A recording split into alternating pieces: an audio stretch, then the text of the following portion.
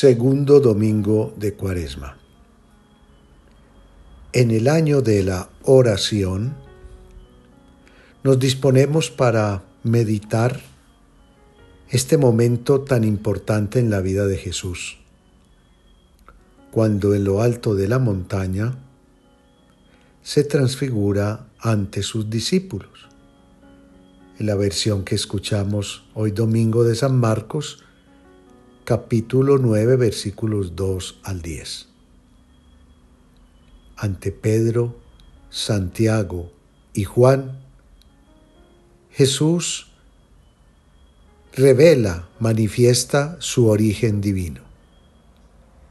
Y en ese contexto dramático, por decirlo, misterioso y esplendoroso, se escuchará una voz desde lo alto que dirá: este es mi Hijo, mi predilecto, escúchenlo. Y así entonces Jesús les revela quién es Él, cuál es su origen, por qué viene al mundo a cumplir una misión, una tarea, la de salvarnos a todos.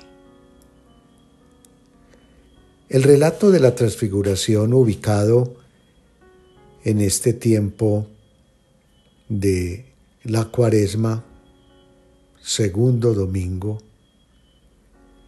tiene un objetivo, un fin: ayudarnos a entender cómo quien quiere llegar a la gloria de la vida nueva debe aprender a cargar con la cruz. Busca también Jesús quitar a los discípulos el escándalo de su cruz, de su pasión. Quiere fortalecerlos, por un lado, para que cuando Jesús padezca su pasión y muerte, ellos no desfallezcan, pero también para cuando les toque a los discípulos vivir lo que Jesús vivió, beber del cáliz que Jesús bebió, recibir el bautismo que Jesús recibió. Los detalles son muy discientes del texto. Sube a lo alto de la montaña. La montaña es el lugar sagrado de la revelación de Dios, pero es desde lo alto de donde habla la autoridad, y es desde la altura desde donde se bendice al amado. Pero también es desde la altura y desde el silencio un lugar apartado donde se contempla a Dios y donde estamos llamados a tener esa experiencia de intimidad con Él. Los tres evangelistas, Marcos, Mateo y Lucas, unen dos momentos muy particulares de la vida de Jesús, que es lo que precisamente da sentido a la ubicación de este relato en la Cuaresma. Mateo y Lucas, antes del relato de la transfiguración, nos presentan a Jesús haciendo el anuncio de su pasión, de su muerte. Marcos, por el contrario, la ubica después. Jesús dirá a sus discípulos: se fueron de allí, atravesaron Galilea. Jesús no quería que nadie lo supiera porque iba enseñando a sus discípulos. Les decía: el Hijo del Hombre va a ser entregado en manos de los hombres, lo matarán y a los 3 días de haber muerto resucitará. Y aunque ellos no entendían lo que Jesús decía, les daba miedo preguntarle. Este es el texto de San Marcos, que, repito, lo ubica después del relato de la transfiguración. Mateo y Lucas lo hace antes e introduce el diálogo diciendo: el que quiera seguirme, cargue con su cruz y me siga. Y les hace ese anuncio de su pasión y muerte. Como los discípulos estaban asustados, confundidos, pues no habían del todo entendido cuál era el señorío de Jesús. Seguramente pensaban que la liberación que él habría de ofrecer es la liberación humana, material, violenta, y todavía no habían entendido que su reino no era de este mundo.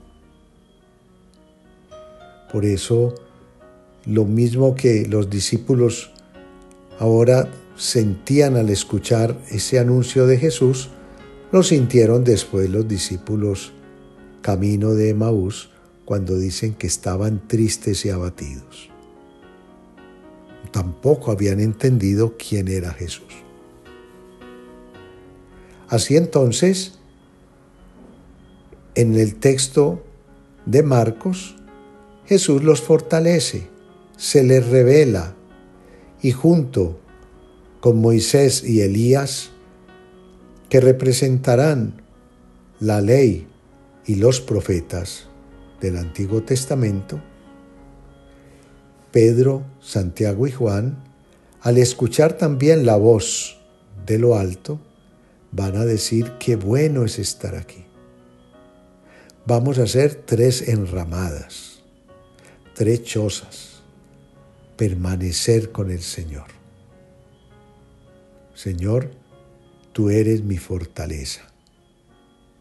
Permanecer con el Señor tiene que ser el anhelo, el sueño, el propósito de todos,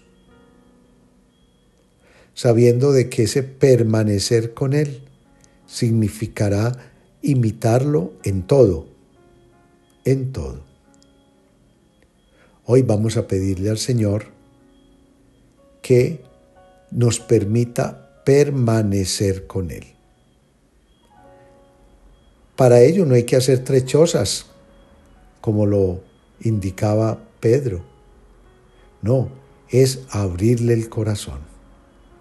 Esa es la choza, esa es la casa, esa es la morada donde tú, Señor, vives. Y es el Señor, Hijo de Dios, Salvador y Redentor. Y es el Señor que ha sido enviado, repito, para salvarnos. Y por eso, en el texto, en la versión de San Marcos, son los discípulos que una vez han tenido la experiencia de la manifestación divina de Jesús, de saber quién es Él, reciben el anuncio. Para que al escucharlo, aunque el texto dice, no le dijeron nada porque les daba miedo preguntarle, había de todas maneras esa incertidumbre, la tristeza de perderlo, de no verlo más. No habían entendido que su muerte era la victoria y que con su muerte y resurrección se habría de inaugurar una nueva vida. La transfiguración del Señor, junto con el anuncio de su pasión, tiene que ser un lenguaje también lleno de esperanza para todos y cada uno de nosotros, que a veces nos sentimos tristes y afligidos, que pensamos que la vida no tiene sentido o que las dificultades y problemas nos sobrepasan. Que el Señor Jesús, que fue fuerza para sus discípulos, lo sea también para cada uno de nosotros. Y en el año de la oración, como comencé hoy esta reflexión, hagamos oración con Jesús. Sé tú mi fortaleza. Que tu muerte no me escandalice. sea por el contrario motivo de gratitud. Nos amaste tanto, Señor, que diste mi vida por nosotros, por mí. Ayúdame, como tú, a dar la vida por los demás. Amén. En el nombre del Padre, del Hijo y del Espíritu Santo. Amén.